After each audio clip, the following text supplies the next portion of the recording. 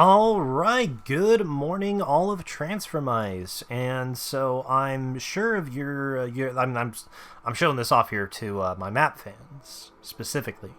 So because of that, I'm sure you probably are aware of my maps and the fact that I like to make maps in Transformice. I also had quit in 2016 to 2017, somewhere around in there. Basically, during after around 2017, I had to find something else to do because I wasn't playing the game anymore, right? And so, of course, little old me, I actually ended up looking into rocket science, specifically rocket science engineering. It was fun. It was great, right? So I ended up picking up this program called Kerbal Space Program. It is a simulator. It doesn't actually use our solar system. It actually uses its own solar system. Obviously, it follows all the same rules, right? But it just uses its own solar system. Basically, what we're doing here is we're setting up a comm network. That's what we're going to be doing in this video, and that way we can make it easier to land other stages in future videos. And basically, what you're going to be seeing, what you're seeing right here, is me building the rocket that's going to be carrying up these satellites into orbit. Which, by the way, this rocket is actually technically an SSTO. It's not. We're not going to be using it as SSTO because it's really stupid to do that. SSTOs are really not efficient at all. But technically speaking, it is an SSTO. It can make it all the way up into orbit with the payload, by the way.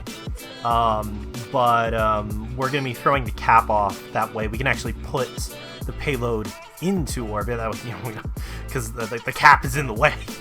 But it's pretty cool. Because it's like a heavy lifter SSTO. But regardless, this thing right here, this thing inside of this rocket, it's going to be coming out of it, and I'll talk more about what we're going to do with it here in just a moment. But basically, it's going to be carrying our satellites, and so yeah. Alright, and welcome back everyone from the time-lapse. And so, what I've done right now is I've just included this short little clip here to go ahead and explain all the things that I've added to this here that were not in the time-lapse. That would be these landing legs right here. They just make landing the very first stage a lot easier. And don't worry, they're fine clipped right in there. Those are structural parts, so they don't actually have any value to the ship other than just their structural. So we can definitely put those there. I've also added on some landing legs and SRBs here to the sides because this would get clipped. This would oftentimes clip this part right here when it was coming out because it's coming out just a little bit too slow. And then, other than that, there's also some extra satellite dishes on here because these are, what are they called? Relay dishes. And they do have some satellite dishes, being these little ones right here. But the other ones are a lot more powerful.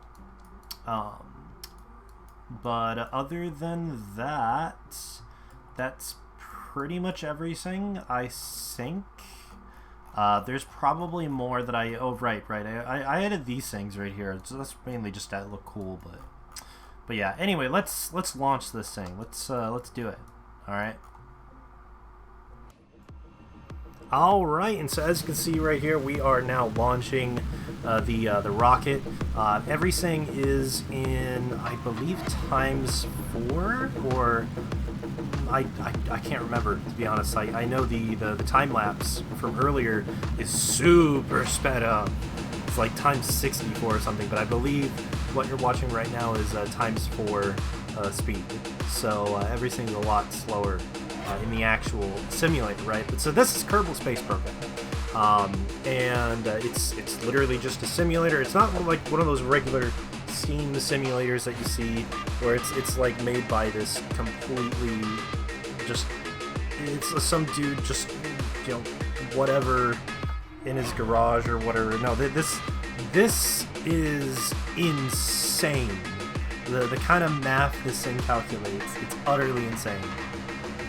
And I love it. This thing will even calculate basically like it'll calculate the air resistance. So like if you have a craft underneath a separate craft that's on top of it, then the craft below it will actually go faster, even if they both use the same engine or whatever. But regardless, I'm rambling on, right? Basically, what we're doing right here is I'm setting up saves and then reloading these saves to show you that every single one of the parts that I have on here that's going to stage away is actually recoverable. So yeah, a cool little thing right there. And but yeah, so as I just made a save state right there, right? That's just so I can make sure I can get back to everything, because we can only control one vessel at a time. And so you're gonna see me go ahead and burn retrograde right here, and that's so like basically the way that rockets work is you fart, right? You fart, and so due to the fact that there's an equal or opposite reaction, the body of the rocket gets pushed in the opposite direction. So if we burn in the opposite direction of which we are traveling, that'll slow us down, thereby decreasing our orbit so we can go ahead and land, right? And so what we're now coming in right here, and we're kind of using aero braking. That's what the air brakes there are for. We're kind of just basically coming right on in. We're gonna land this thing. The cool thing about this craft, right? The one thing I just love, and the main reason I made it, is that the way that it carries the payload also immediately puts it into retrograde when you go into the atmosphere. It's so cool. So it makes it really easy to make sure it stays stable while you're landing it. And so, yeah, we just have those drogue chutes there to just go ahead and slow us down a little bit more. And this is the funny part. See, trees don't actually have physics. And so we ended up we ended up going into this tree that's just there for show. But hey, it counts, whatever. But yeah, we landed that stage perfect. All right. And also we landed the cap earlier. I didn't really talk. All right, nice. So I'm at a point right now where basically I need to figure out what I want to make my starting orbit. I know that I want an orbit ultimately of 300,000 meters. But the thing is here, I have 4 satellites that I need to perfectly put in a square around this planet, right? And so because of that, I need a new orbit for the first, the space efficient stage, basically. And that orbit, it needs to be essentially it needs to have an orbital period of 1.25 times that of the orbital period that I already have, right? And so I basically need to figure out how far out exactly do I need to burn, right? And you're going to see a lot of unnecessary math because this is me trying to figure out what I need to do, right? But ultimately, here is my work for this redneck science is basically what I'm doing.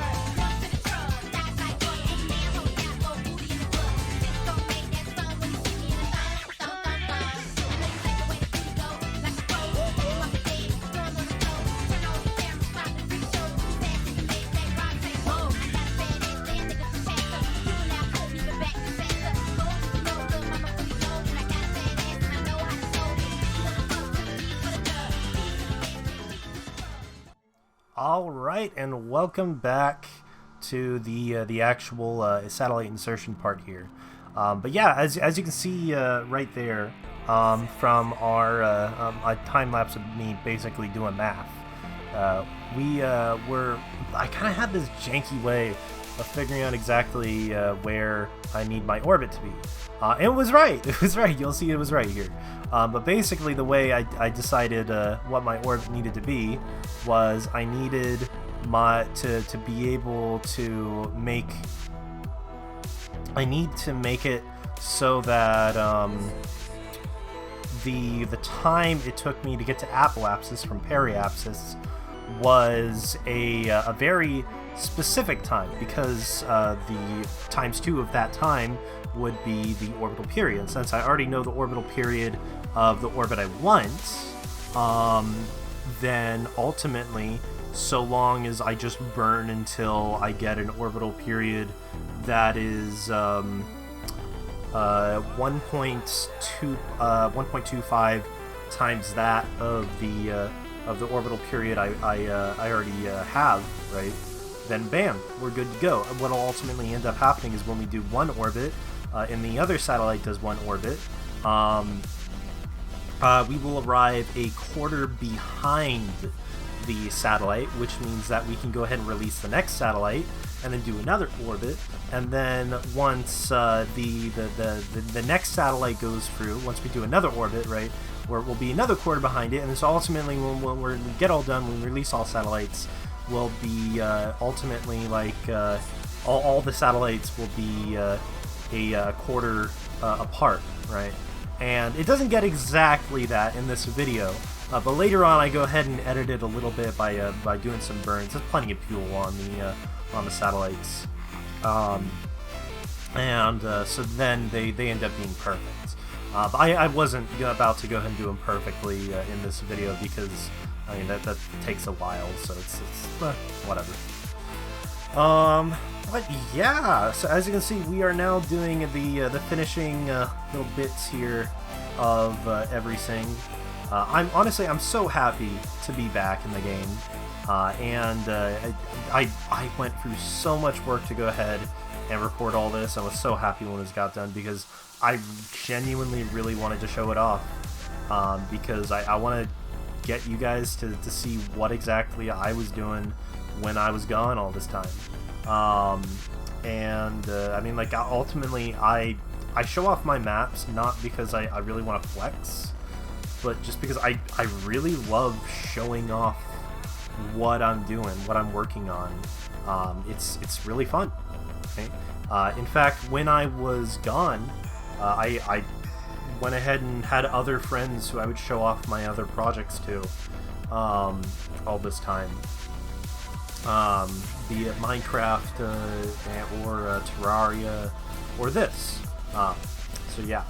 But also, by the way, as you can see right here, what we're doing right now is we are now reinserting ourselves back into Kerbal, because like I said, we have to, or at least we don't have to, but what I want to do is I want to go ahead and reuse all of the stages, right? That's why we put landing legs on this stage. And so the cool thing, right, is we really don't have to worry about burning up in the atmosphere, which, by the way, the atmospheric burning is actually set to the hardest, set to 120%. So I'm actually on the hardest difficulty right now, right? But we don't have to worry about that, because we had tons of fuel. It was super cool, right?